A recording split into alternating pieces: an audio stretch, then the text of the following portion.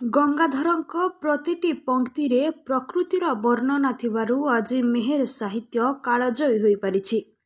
ଗଙ୍ଗାଧରଙ୍କ ପ୍ରତ୍ୟେକ କାବ୍ୟ କବିତାରେ ପ୍ରକୃତି ଚିତ୍ରଣ, ଜାତୀୟତାବୋଧର ନିଖୁଣ ଚିତ୍ର ରହିଥିବାରୁ ମେହେର ସାହିତ୍ୟ ଆଜି ବିଶ୍ୱ ଦରବାରରେ ପ୍ରତିଷ୍ଠିତ ହୋଇପାରିଛି ବୋଲି ଜନ୍ମପୀଠ, କବିତୀର୍ଥ, ବରପାଲିରେ ବହୁ ବିଶିଷ୍ଟ ବ୍ୟକ୍ତି ମତ ପ୍ରକାଶ କରିଛନ୍ତି।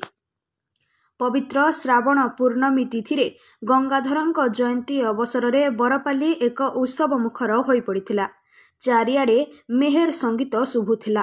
ବିଭିନ୍ନ ଅନୁଷ୍ଠାନ ପକ୍ଷରୁ ଶୋଭାଯାତ୍ରା, ସାହିତ୍ୟ ସଭାମାନ ଅନୁଷ୍ଠିତ ହୋଇଥିଲା।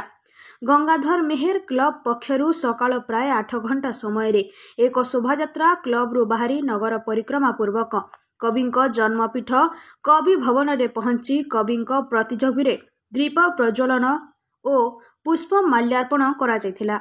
ଏହି ଶୋଭାଯାତ୍ରାରେ ଗଙ୍ଗାଧର ମେହେର କ୍ଲବର ସଭ୍ୟମାନଙ୍କ ସହ ସରକାରୀ ଉଚ୍ଚ ବାଳକ ବିଦ୍ୟାଳୟର ଶତାଧିକ ଏନ୍ଏସ୍ସି ଛାତ୍ର ଯୋଗ ଦେଇଥିଲେ।